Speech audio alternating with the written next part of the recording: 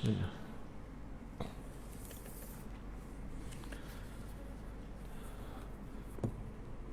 Assalamualaikum warahmatullahi wabarakatuh.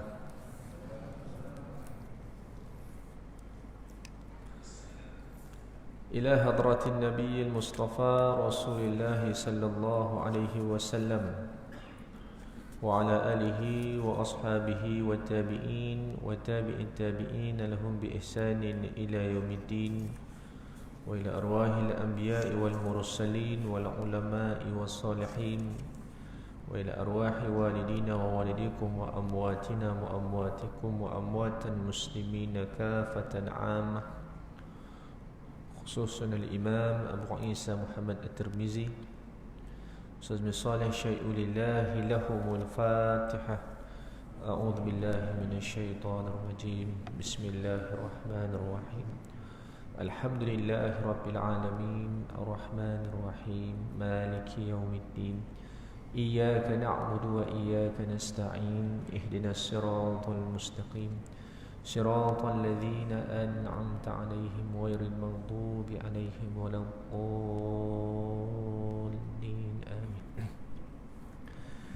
Bismillahirrahmanirrahim. Alhamdulillahi rabbil alamin, wa bihi nasta'in ala umuri dunya waddin. Wassalatu wassalamu ala asyrafil anbiya'i wal mursalin sayyidina Muhammad wa ala alihi wa sahbihi ajma'in.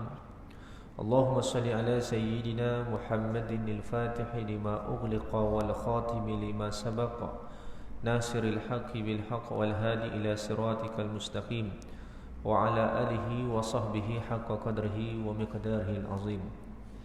Subhanaka la ilma lana illa ma 'allamtana innaka antal alimul hakim. Rabbi shrah li sadri wa yassir li amri wahlul 'uqdatam min lisani yafqahu qawli. Rabbi yassir wa la tu'assir wa bitamin bil khair wa la hawla wa la quwwata illa billahil aliyyil azim. Nawaina ta'alluma wa ta'lim wa tadhakkura wa tadhkir والنافع والانتفاع والإفادة والاستفادة والحث على التمسك بكتاب الله وسنة رسول الله صلى الله عليه وسلم ودعاء إلى الهدى ودلالة على الخير ابتغاء وجه الله ومرضاته وقربه وثوابه سبحانه وتعالى. وصلى الله على سيدنا محمد وعلى آله وصحبه وبارك وسلم والحمد لله رب العالمين. أما بعد. Qala al-musannif rahimahullah ta'ala wa nafa'ana bihi wa bi ulumihi fid dharain amin. Alhamdulillah, kita bersyukur kepada Allah Subhanahu wa taala pada malam yang penuh barakah ini dapat bersama-sama kita kembali berkumpul di rumah Allah melaksanakan solat fardu secara berjamaah. Kita bersyukur kepada Allah Subhanahu wa taala dalam mana kita diberikan ujian, diberikan cobaan dengan fitnah dan sebagainya. Allah Subhanahu wa taala membantu untuk menguatkan hati kita, menetapkan hati kita untuk terus istiqamah pada jalan kebaikan. Mudah-mudahan dengan kesungguhan dan mujahadah kita dalam melaksanakan amal-amal kebaikan ini, antaranya itu memakmurkan rumah Allah, mudah-mudahan Allah Subhanahu wa taala mempermudahkan urusan dunia dan akhirat kita, mempermudahkan hisab kita di hari akhirat kelak, menghimpunkan kita bersama dengan para anbiya, para siddiqin, para syuhada dan para salihin.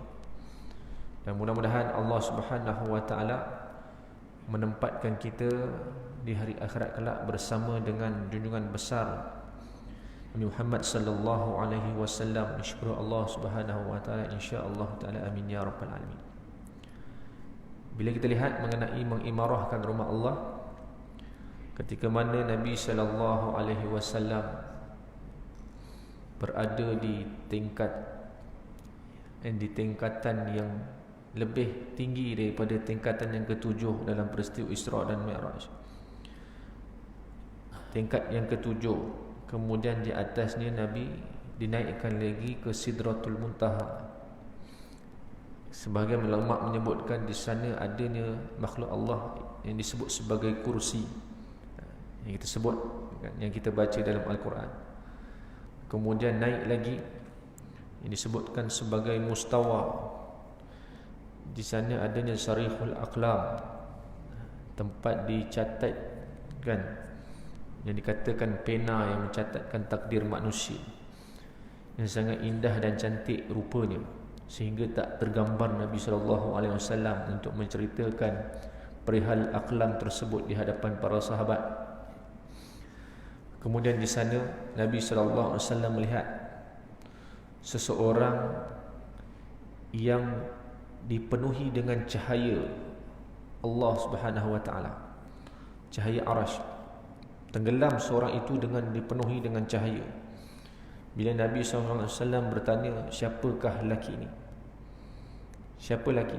Iaitu lelaki yang di hatinya itu ada terpaut dengan rumah Allah. Antaranya mu'allaqun fil masajid, dan dia tidak menderhakai ataupun menyakiti hati kedua orang tuanya. Ini seorang, mana satu kemuliaan, pengiktirafan yang sangat mulia bagi mereka yang memakmurkan rumah Allah. Allah tunjulkan di hadapan Nabi di ketika mana di peristiwa Isra' dan Mi'raj, yang kita bakal jumpa insya-Allah, akan meraihkannya pada malam 27 Rejab. Itu tarikh menurut sebagian ulama. Jadi alhamdulillah. Dan bila sebut mengenai bulan Rejab, maka ianya sebagai peringatan bagi diri kita, ia adalah salah satu daripada bulan-bulan yang dihormati, bulan-bulan yang sangat mulia di sisi Allah Subhanahu wa taala. Bahkan Allah merakamkan, Allah mention 4 bulan yang mulia ini di dalam Al-Quran. Inna iddatash syuhuri indallahi 12 syahra fi kitabillahi yawma khalaqas samawati wal ard minha arba'atun hurum. Sesungguhnya bilangan bulan di sisi Allah itu 12 bulan yang telah tertulis di dalam kitabnya sejak diciptakan langit dan bumi. Dan daripada 12 bulan tersebut ada 4 bulan yang dihormati. Jadi Nabi sebut 4 bulan tu apa? Iaitu 3 bulan yang berturut-turut dan 1 bulan yang duduk asing, iaitu di antara Jamadil Akhir dan Sya'ban. Jadi yang berturut-turut tu apa? Iaitu bulan Zulqa'dah, bulan Zulhijjah, bulan Muharram. Kemudian yang satu iaitu bulan Rejab. Jadi bulan Rejab ini salah satu daripada bulan-bulan haram, bulan yang dihormati. Maka Allah pesan, Nabi pesan, perbanyakkanlah ibadah pada bulan-bulan ini. Kalau budaya ataupun orang Arab jahiliah dahulu, mereka pada bulan-bulan ini mereka akan berhenti berperang, stop sekejap kerana memuliakan. Bukan kata Islam saja, bahkan orang sebelum Islam pun mereka begitu. Pada bulan ini mereka hormat, mereka hormat. Jadi kita kata bahkan bagi diri kita umat Nabi SAW, Allah muliakan, Nabi muliakan, maka kita kena muliakan dengan amal ibadah. Bahkan amalan yang dilakukan pada bulan-bulan ini, dia akan dilipat gandakan melebihi pada bulan-bulan yang lain selain daripada bulan Ramadan. Selain daripada bulan Ramadan. Bulan Ramadan tingkatan dia yang paling atas bagi umat, kan? Kalau kita ada nama dia Lailatul Qadar, kan? Bagi umat Nabi SAW, malam yang paling agung bagi umat iaitu malam Al-Qadar. Adapun bagi Nabi SAW sendiri, malam yang paling agung bagi Nabi iaitu malam Isra' dan Mi'raj. Itu malam yang paling agung bagi Nabi SAW. Sebab apa? Sebab malam tu Nabi SAW satu malam yang Nabi menghadap Tuhan, kan? Diperjalankan satu persatu sampai menghadap pada Tuhan dan menerima kefarduan solat. Sebab tu juga bulan Rejab ni dikatakan bulan sembahyang. Digalakkan untuk memperbanyakkan sembahyang sunat, dan juga sebagai latihan kita untuk menuju bulan yang besar bagi kita, iaitu bulan Ramadan. Jadi maknanya bagi kita yang faham, bagi kita yang merindui Ramadan, bagi kita yang tak nak terlepas manfaat dan faedah ini, maka kita dah mula memperbanyakkan amalan-amalan sembahyang, berpuasa, baca Al-Quran, zikir dan sebagainya pada bulan ini. Bukan kita tunggu Ramadan baru kita nak mula. Bahkan menurut guru kami, sebahagian mereka yang mendapat kelebihan beribadah pada malam 10 terakhir bulan Ramadan, lebih-lebih lagi pada malam Al-Qadar, iaitu mereka yang sudah bermula pada bulan Rajab usahanya tu. Jadi maka mudah-mudahan Allah berikan kita kekuatan pada hari-hari tersebut, pada bulan-bulan ini, untuk kita memperbanyakkan amal ibadah, insya-Allah taala. Amin ya rabbal alamin. Para jemaah muslimin muslimat yang dirahmati Allah Subhanahu wa taala, kita menyambung lagi perbincangan kita dalam nak mengenal Nabi sallallahu alaihi wasallam. Bila seorang itu nak duduk bersama Nabi, cinta Nabi, sayang Nabi, teringin bersama dengan Nabi, nak menjumpai Nabi, nak mimpi jumpa Nabi, maka tidak lain tidak bukan semestinya dia mempelajari, mengenal Nabi sallallahu alaihi wasallam, mempelajari hadis-hadis yang disampaikan oleh Nabi sallallahu alaihi wasallam. Kalau dia tak ambil endah ataupun tak tekun dalam hal demikian, maka takut bimbang tak capai pada seperti mana yang dia kehendaki. Bahkan dia tertipu saja dengan ucapan dan ungkapan dia. Sebab tu kita buka, kita tengok satu persatu mengenai perihal Nabi sallallahu alaihi wasallam dan juga keseluruhan zahir dan batin Nabi sallallahu alaihi wasallam.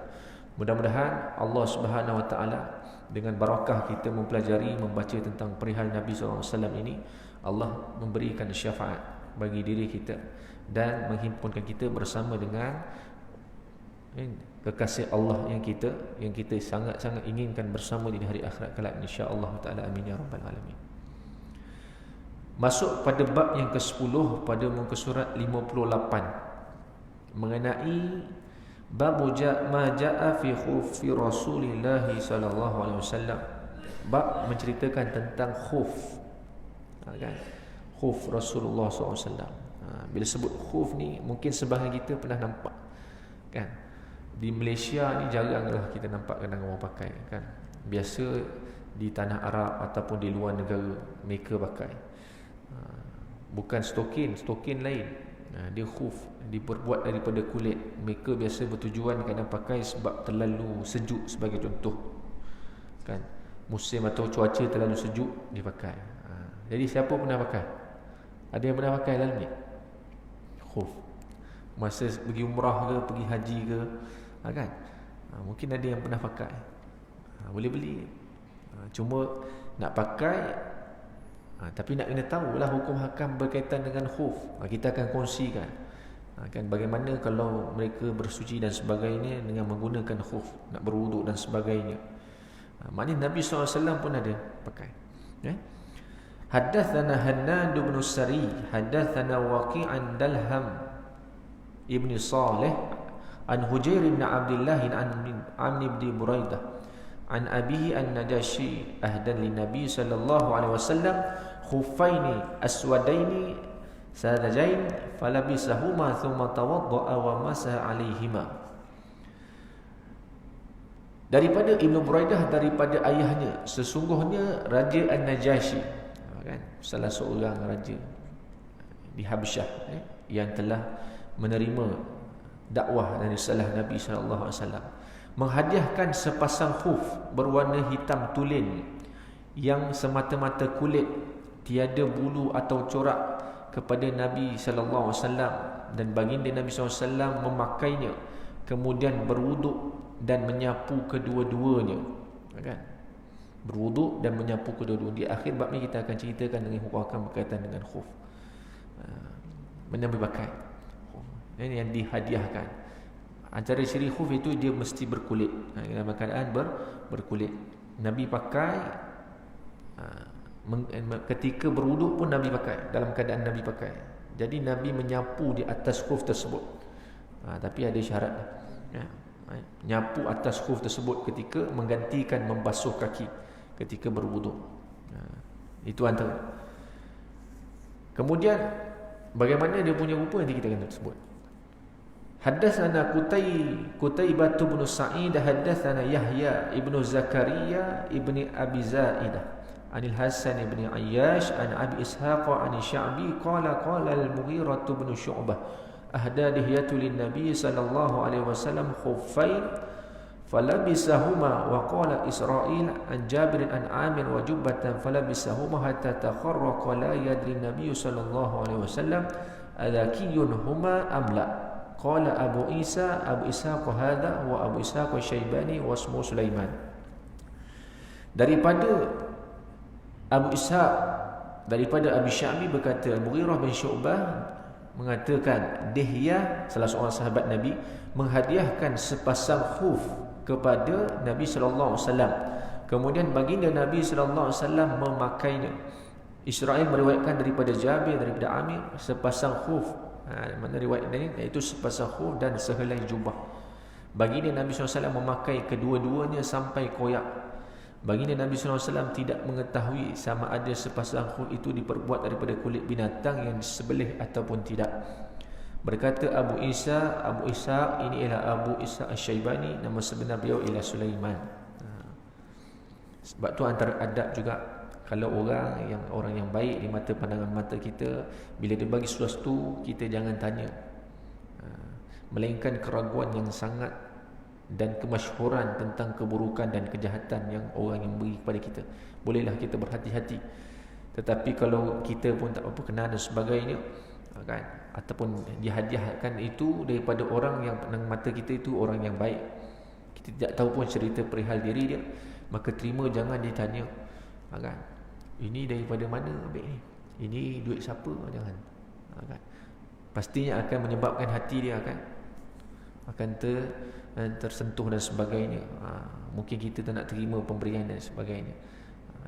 Itu antara adab Nabi SAW. Sebab tu Nabi tak tanya, Nabi tak tahu, kan, ni sembelih ke tidak. Nabi tak tanya, ini daripada khuf ni sembelih ke tidak ni kulit ni. Nabi tak tanya, kan.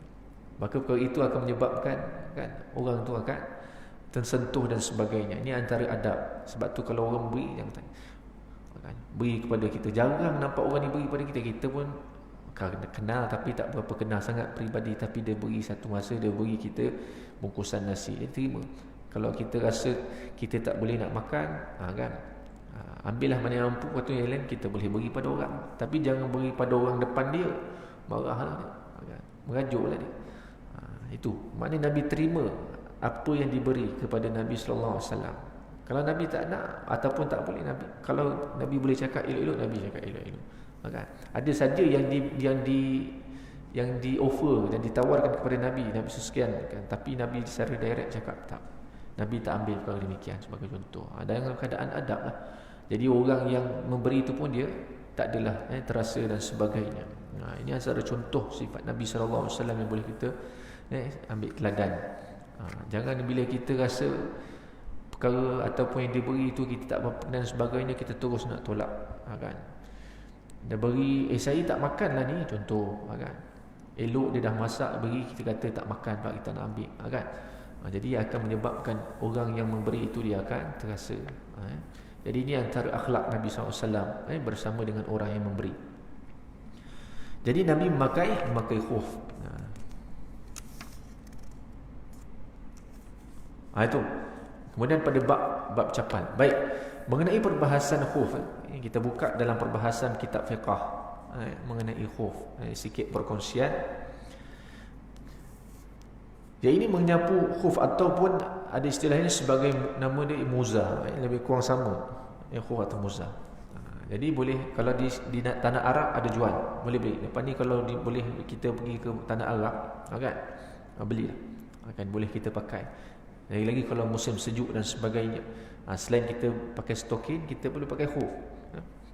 Khuf atau muzah ni sejenis kasut yang diperbuat daripada kulit, yang menutupi seluruh kaki hingga ke buku lali.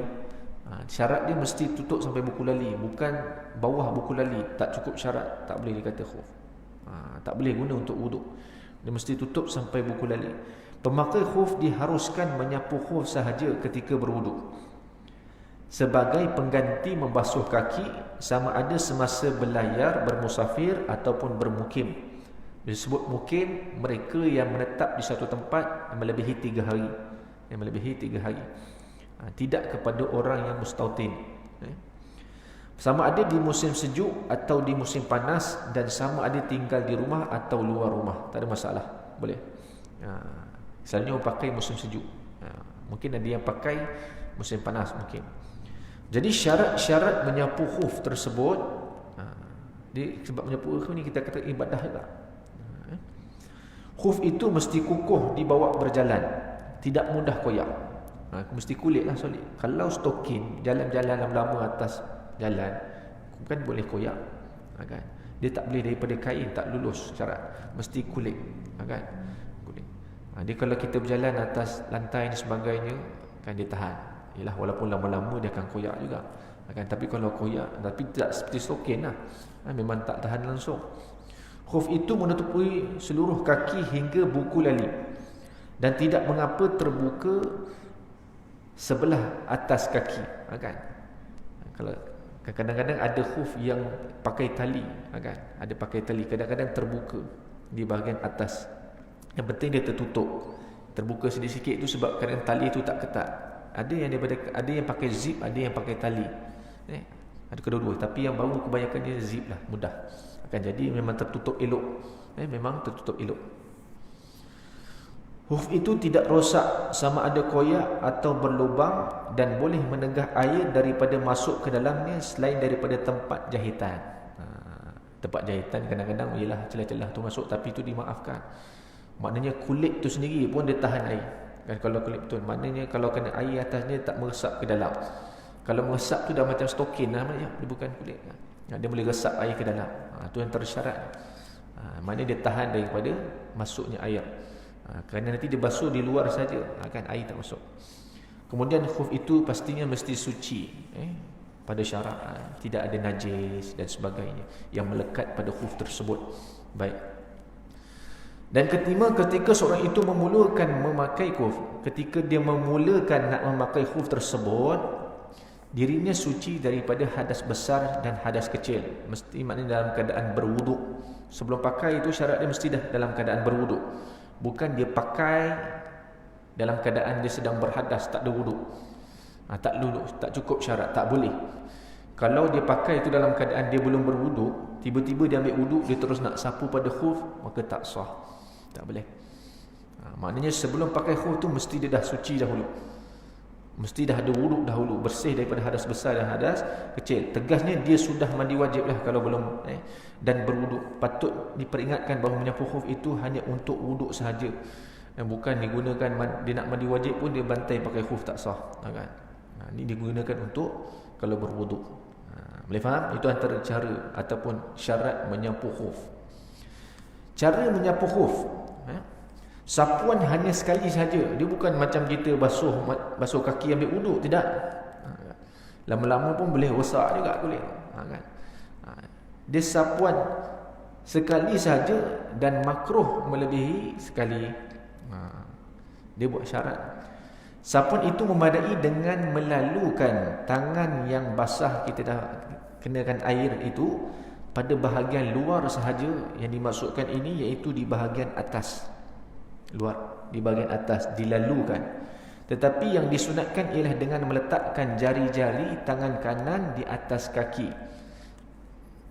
Tangan kanan di atasnya kaki kita begini, kan?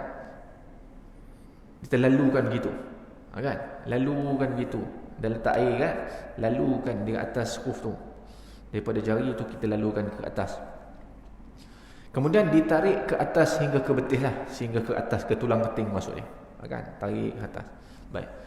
Kemudian dan jari tangan kiri diletakkan di tumit, di mana belah bawah pula, tangan kiri di bahagian tumit. Kemudian ditolak hingga ke depan, begitu. Menurut sebagian ulama, yang di bawah tu hukum dia sunat, yang atas tu hukum dia wajib. Sebab tu Sayyidina Ali pernah kata, kalaulah agama itu dibina di atas namanya akal, sesungguhnya basuh di bawah khuf itu lebih afdal berbanding basuh daripada atas. Sebab yang bawah tu mestinya lebih kotor. Kita jalan kan bawah yang kotor. Tapi nilai Dalam menyapu khuf, atas tu lebih utama dibasuh berbanding bawah, hukum dia sunat. Kan? Boleh? Maknanya nak kata agama ini tidak dibina di atas.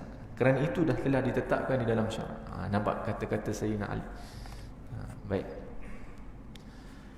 Boleh? Tu kaedah dia. Jadi kaki kita kan, kaki tu kita ni tarik ke atas, ini tolak ke bawah. Begitu cara menyapu khuf. Baik. Perkara-perkara yang boleh membatalkan sapuan khuf. Yang boleh membatalkan sapuan khuf. Yang pertama, apabila khuf yang dipakai itu tercabut atau dicabut. Tercabut dah tak boleh. Nanti wuduk kemudian dia tak boleh sarung sapu atau khuf, tak boleh. Dia kena wuduk macam biasa. Kan? Sebab dah tercabut, jadi wuduk macam biasa, basuh kaki macam biasa. Kemudian daripada tu barulah kalau dia nak pakai, akan datang baru boleh dia basuh balik pakai khuf. Yang kedua, apabila khuf terkoyak atau pecah mana-mana bahagian. Jika wuduk masih ada ketika khuf terkoyak atau pecah, tidak dikehendaki mengambil wuduk baru, hanya wajib membasuh kaki saja. Kan? Jadi kita kata, kalau tengah-tengah jalan dah elok dah, bersuci semua dah elok, pakai dah sapu khuf, basuh pakai khuf dah elok, tapi jalan-jalan tiba-tiba ialah mungkin terkena benda tajam ke dan sebagainya sehingga tergabak pula kulit dia. Jadi bukan kita kata batal wuduk, tidak. Tidak. Maknanya dia boleh terus dengan wuduk tersebut menurut sebahagian ulama, iaitu dia cuma perlu membasuh kaki saja, kemudian jalan macam biasa. Tak perlu dia nak kena ambil wuduk daripada awal, tak perlu. Ni kalau tengah-tengah dah pakai, tiba-tiba terkoyak kan, terabak dan sebagainya. Kerana bila dah terkoyak dan terputus syarat, dia tak boleh pakai lagi. Basuh kaki kemudian terus jalan, kita boleh pergi sembahyang. Tak perlu untuk dia mengambil wuduk lagi dan sebagainya. Itu pun dengan syarat kalau dia dah berwuduk lah. Kalau dia dah berwuduk. Kemudian dia terbatal juga apabila berlaku sebab-sebab yang mewajibkan mandi, kan, keluar mani, kan, jima' dan sebagainya. Dia tak, khuf ini tidak ada masalah, bagi lelaki pun boleh pakai, perempuan pun boleh. Dua-dua. Terkena kepada kedua-dua, lelaki dan perempuan. Kemudian yang keempat, contoh perempuan tiba-tiba haid. Haid memang tak pakai lah. Kan dia tak boleh, dia boleh pakai tapi memang dia tak ada berwuduk lah sebab dalam keadaan haid. Kalau lelaki sebagai contoh, berhadas besar, dia tak boleh menyapu khuf. Dia nak mandi wajib tapi pakai khuf tak boleh. Kerana khuf itu hanya untuk wuduk sahaja, tidak untuk mandi wajib. Kemudian yang keempat, apabila habis tempoh yang diharuskan, maka terbatal, iaitu 3 hari 3 malam bagi orang yang bermusafir. Tempoh dia, lepas habis tempoh, dia dah kena buka, dia dah kena berwuduk macam biasa. 3 hari 3 malam bagi orang yang bermusafir. Maknanya 3 hari 3 malam tu dia boleh kekal dalam keadaan memakai khuf. Dan sehari semalam bagi orang yang bermukim. Bermukim ni orang yang menetap di satu tempat lebih pada 3 hari. Dan juga bagi orang yang mukim kemudian bermusafir pun 1 hari 1 malam. Dia mukim, kemudian dia nak gerak musafir, kan? Dia dah bermukim tu, dia dah pakai. Dia dah pakai, dah mula untuk memakai. Jadi tempoh, tapi dia nak bermusafir selepas tu, tempoh dia 1 hari 1 malam. Ataupun orang yang bermusafir kemudian bermukim. Dia musafir tapi dia nak sampai di kawasan yang dia ingin menetap lama, 1 hari 1 malam. Contoh kiraan menyapu khuf, kita kata dikira dari semenjak batal wuduknya. Dia dah pakai, contoh seorang tu dia memakai khuf, setelah dia suci diri dia dah ambil wuduk, basuh macam biasa, kemudian dah selesai berwuduk semua, dia pakai khuf. Belum tempoh belum mula lagi, dia dah pakai khuf tu. Okey, pakai khuf sembahyang. Jadi setelah suci daripada, contohnya dia pakai khuf setelah suci, kemudian pada waktu subuh dia pakai, dah berwuduk, dia pakai khuf, waktu subuh sejuk dia pakai, kan? Pakai. Kemudian tetapi pada waktu zuhur wuduknya masih belum batal, kan? Masuk zuhur belum batal lagi. Masuk waktu asar tiba-tiba wuduknya batal, kan? Masuk waktu asar tiba-tiba wuduk batal, terkentut dan sebagainya. Maka jadi ketika dia mengambil wuduk untuk solat asar, maka ketika itulah dikira permulaan menyapu khuf, kan? Kalau dia orang bermukim, maka dia boleh menyapu bagi orang ni daripada waktu asar yang bermula itu sehingga zuhur pada hari esok. Jadi maghrib isyak dia boleh sapu kaki tu pakai khuf, tak ada masalah. Sampai zuhur esok pun boleh dia ambil wuduk dengan memakai khuf. Asar dia tak boleh. Sebab dia bermukim. Kan dia dah kena basuh kaki macam biasa, main wuduk macam biasa. Itu bagi orang yang mahrum. Satu hari satu malam. Maknanya kita kata bermula bila dah terbatal wuduk. Kita nak ambil wuduk asar kan, walaupun dah pakai sejak pada subuh khuf tersebut, tapi masih kekal lagi kan, wuduk masih ada lagi, masih suci, asar baru terbatal, maknanya masa itulah baru bermula. Dia nak sembahyang asar, nak kena ambil wuduk kan, dia boleh sapu khuf, maka ketika itulah bermula tempoh dia nak satu hari tersebut. Jadi sampai zuhur tersebut dikira satu hari lah. Asar dah kira hari kedua. Maka lama nyapu bagi orang mukim ialah dari waktu asar itu hingga zuhur. Jadi di waktu asar di keesokan harinya dia mesti membasuh kakinya seperti biasa. Kalau dia nak, dia kena ambil wuduk dan macam biasa. Tak boleh dia menyapu di atas khuf. Demikian juga hal bagi orang bermusafir, dikira habis tempoh masa menyapunya hingga ialah waktu zuhur di hari yang ketiga. Kalau dalam situasi yang sama. Itu contoh khuf. Boleh? Belum nampak lagi sebab tak pernah pakai. Kan?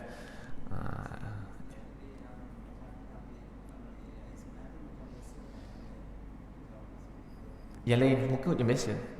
Yang lain jangan maknanya dia sapu kaki tak. Muka semua macam ni. Sebab apa tujuan dia juga adalah kerana kesejukan, kan, panas dan sebagainya. Jadi biasa orang suka pakai stokin kan kalau nak tahan sejuk dan sebagainya. Jadi ataupun mereka pakai, ada yang pakai khuf, pakai kasut lagi, kan. Dia sawu lagi kasut. Tapi dalam pembahasan khuf ni, kerana dia adalah perbuatan Nabi SAW, maka bila berwuduk boleh, sebab agak kesukaran kalau nak basuh, nak pakai, nak basuh, nak pakai, nak buka balik, nak basuh, ambil wuduk, tutup, nak pakai balik, maka itu ada sikit kepayahan. Sebab tu di sini dia letakkan kaedah seperti mana yang dilakukan oleh Nabi SAW. Ulama fiqh telah menentukan kan, dengan syarat-syaratnya. Jadi wuduk macam biasa, muka semua, tangan macam biasa lah, kan, tangan, kepala macam biasa. Sampai kat kaki, sebab kita dah pakai khuf, kan, kita boleh sapu di atas khuf saja. Tak perlu untuk kita nak buka dan sebagainya. Kalau nak pakai juga, nak basuh juga kaki terpulang, maknanya itu kita mengikut kaedah yang biasa. Kan, saya tak pandai lah walaupun pakai khuf, tapi saya tak tahu tentang hukum hakam berkaitan khuf. Jadi ustaz, saya pun wuduk macam biasalah. Tapi kita kata kalau kamu tahu tentang hukum hakam khuf, kamu dah mudah kan, tak payah kamu nak tanggal balik khuf, nak pakai balik, nak tanggal. Kalau kita tahu, itu satu kemudahan bagi kita. Lagi-lagi di tempat-tempat negara-negara yang sejuk sebagai contoh. Baik, boleh. Jadi itu mengenai khuf. Tak banyak selesai. Nanti boleh beli. Saya ingat dekat sini pun ada lah, dekat kedai-kedai haji umrah yang jual barang haji ada jual. Ada jual. Sambung pada yang seterusnya, iaitu bab mengenai capal Nabi. Betul? Muka surat apa terlajak pula. 50 60. Mengenai bab majai fi na'li Rasulillah sallallahu alaihi wasallam, bab mengenai tentang capal Rasulullah sallallahu alaihi wasallam. Kan baru ni pun ada isu mengenai capal dan sebagainya. Segala apa yang bersangkut kepada Nabi sallallahu alaihi wasallam itu satu perkara yang mulia. Dia tak seperti manusia biasa. Kita bagi mereka, sebagai ulama sufi, para ulama, mereka menggambarkan apa sahaja yang ada pada Nabi itu semuanya perkara yang mulia, barakah. Sebab tu ada di kalangan ulama menjadikan ia sebagai asar, kan? Baju Nabi,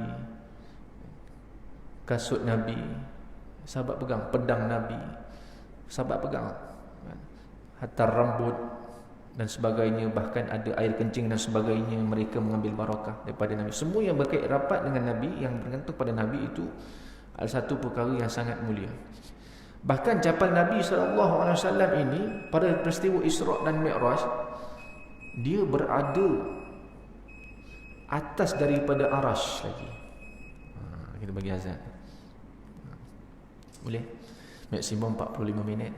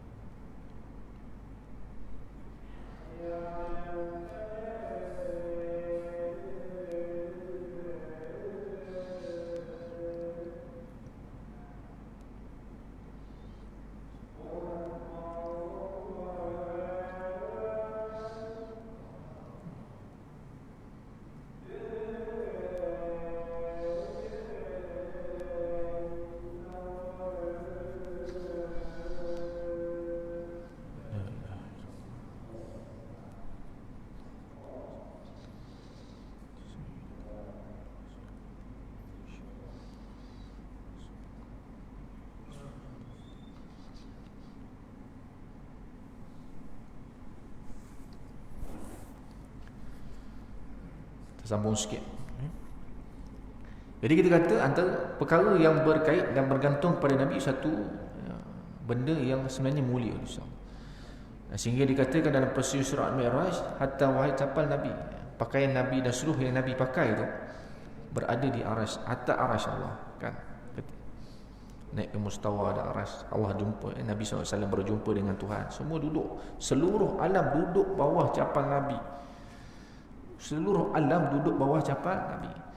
Ketika Nabi nak berhadap dengan Tuhan, Nabi teringat ketika Nabi Musa AS nak bermunajat dengan Tuhan, kan?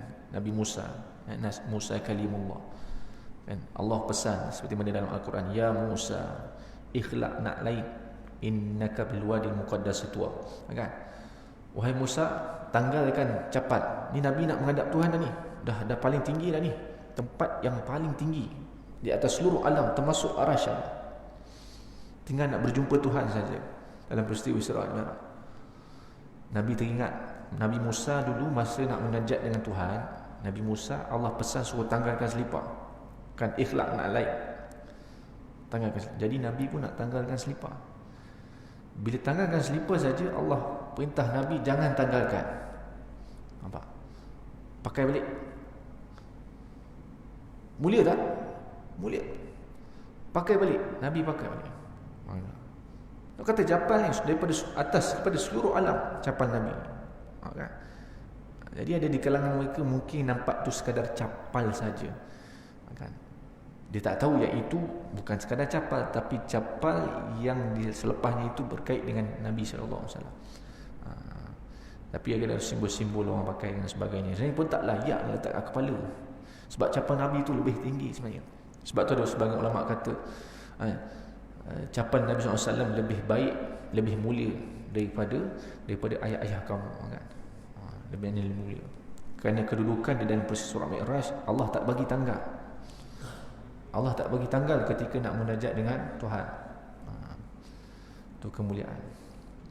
Ini peristiwa. Sebab tu kita banyak boleh ambil faedah dari peristiwa tersebut, nak menunjukkan tentang mukjizat Nabi SAW. Sebab tu kalau kita membaca peristiwa Isra dan Mi'raj ni, bila melihat, jangan melihat dengan akal. Bila nak baca, bila nak perhati tentang peristiwa Isra Mi'raj, jangan menilai dengan akal. Sebab akal kita ni terbatas. Itu yang kadang-kadang ada saja kita mula untuk mempertikai, kita mula was-was, kita mula syak dan sebagainya, kerana kita memikirkan dengan logik akal kita yang sangat terbatas ni. Sedangkan tu mukjizat yang besar, perkara yang luar biasa berlaku kepada Nabi. Tiba-tiba kita fikir dengan akal. Itu yang banyak tak boleh nak terima tu. Tapi kita lihat bagaimana para sahabat menerima peristiwa tersebut. Di kalangan sahabat ada yang betul ke tak betul ni, dia tak boleh nak cakap, kan? Ada yang masih dia peristiwa satu hari semalam naik pergi ke Masjidil Aqsa, naik ke langit sehari semalam. Kafir Quraisy semua memang dah tak terima lah cerita dongeng tersebut, kan? Cerita dibuat-buat ni tak betul ni, kan? Sahabat ada yang terima terus, ada yang tawakuf dulu. Ni yang iman dia kurang sikit berbanding yang lain. Jadi dia nak tunggu Nabi SAW, dia nak tunggu, makna yang lain menyokong baru kuat, kan? Masa tu Sayyidina Abu Bakar tak ada. Sayyidina Umar dia nak kepastian. Jadi dia jumpa Sayyidina Abu Bakar, kan? Jumpa Sayyidina Abu Bakar, dia ceritakan Nabi SAW tengah berkumpul dengan kafir Quraisy, dengan orang Arab ni, ceritakan Nabi SAW pergi naik langit dan sebagainya. Apa pandangan kamu, Sayyidina Abu Bakar? Apa kata Sayyidina Abu Bakar? Aku percaya kalau itu memang daripada Muhammad. Terus percaya, kan? Itu dapat gelaran as-siddiq. Bahkan kalau Muhammad, bukan Nabi SAW, kalau cerita lebih lagi daripada tu pun tetap percaya. Ni keimanan Sayyidina Abu Bakar. Nak kata keimanan Sayyidina Abu Bakar, kalau kita tengok, ulama bagi contoh, kalau kita tengok dinding tu putih, semua tengok putih. Nabi kata tak, dinding tu hijau. Sayyidina Abu Bakar kata, ya, dinding tu hijau, bukan putih. Itu keimanan Sayyidina Abu Bakar. Kita tengok semua putih ni, tapi Nabi kata dinding ini warna hijau. Sayyidina Abu Bakar kata tak, betul dinding ini warna hijau, bukan putih. Begitulah, sebab tu Allah dudukkan Sayyidina Abu Bakar rapat dengan Nabi SAW. Sebab tu nilai peristiwa Isra Mi'raj ni dengan iman, dengan hati, bukan sebarangan dengan menggunakan akal. Nak menunjukkan tentang kebesaran mukjizat Nabi SAW, kebesaran Allah Subhanahu Wa Taala dalam peristiwa tersebut, seperti dalam ayat pertama dalam surah Al-Isra, kan Allah nak perlihatkan tanda-tanda kebesaran Allah. Jadi antara ni tu ucapan. Cerita ni dibawa tentang ucapan Nabi SAW. InsyaAllah kita akan ceritalah mengenai ucapan Nabi pada pertemuan yang akan datang. Bentuk ucapan Nabi, kan sunnah ni dan sebagainya. Wallahu ta'ala alim bissawab. Jadi sebelum kita tutup, ada soalan?